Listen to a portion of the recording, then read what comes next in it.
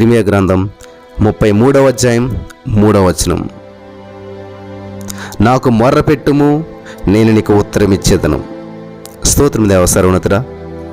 ఈ సమయంలో నా ప్రభా, ఈ యొక్క వాక్యాన్ని ధ్యానిస్తూ ఉండగా మాతో మాట్లాడే ప్రతి వారికి వినగల చెవి, గ్రహించగలదు అనుగ్రహించి, విత్తబడిచిన వాక్యం వ్యర్థం కాకుండా ప్రతి హృదయంలో నాటబడి 30, 60, 100 ఫలించినట్లు కృప చూపించమని నజరేయుడైన యేసుక్రీస్తు నామములో ప్రార్థించిన మేము పొందుకుని నమ్మ పరమ తండ్రి, ఆమేన్.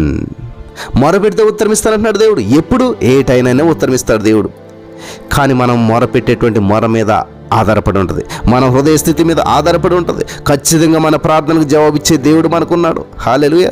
ఒక అద్భుతమైన నిజ సంఘటన మీతో పంచుకోవాలని చెప్పి నేను ఆశపడుతున్నాను.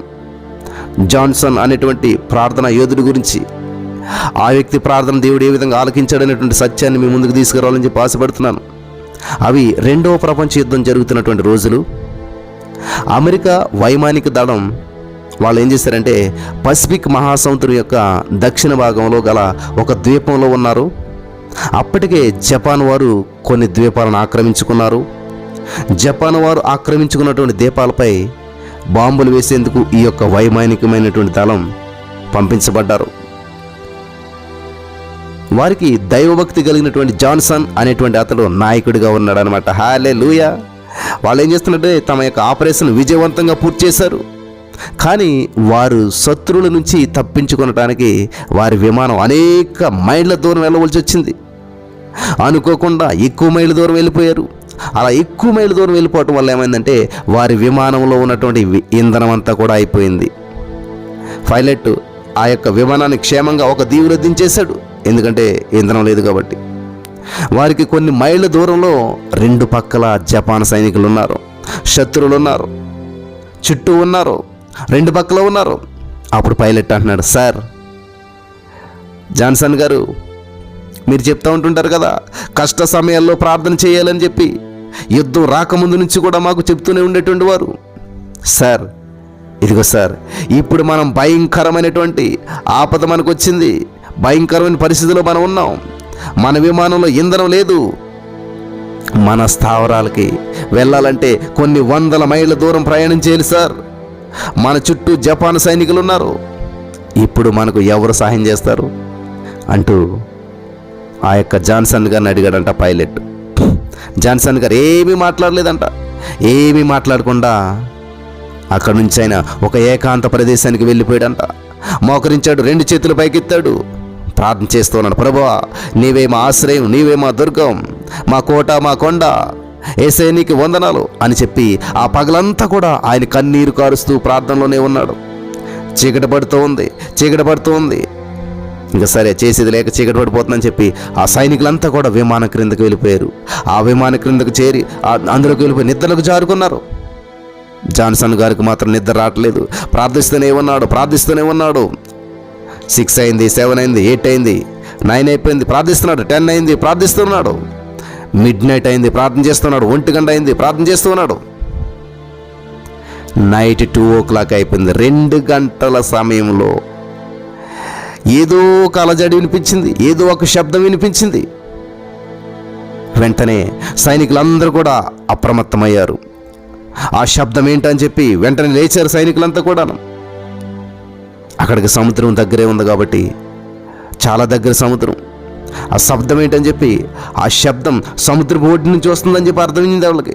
ఇది సముద్రం ఒడ్డు నుంచి వస్తుంది ఈ శబ్దం అని చెప్పి సైనికులంతా కూడా తమ తుఫాకులంతా సరి చేసుకున్నారు.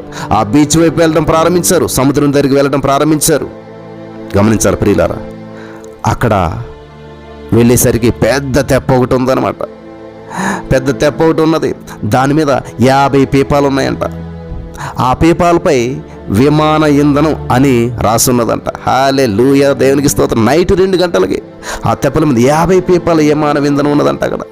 వాళ్ళ సంతోషంతో జాన్సన్ గారిని కౌలించుకొని ఆ పీపాలను ఒడ్డుకు లాగి తమ విమానంలో ఆ యొక్క ఇంధనం నింపుకొని కొన్ని గంటల వ్యవధిలోనే తమ స్థావరాలకు క్షేమంగా చేరారంట. హల్లెలూయా.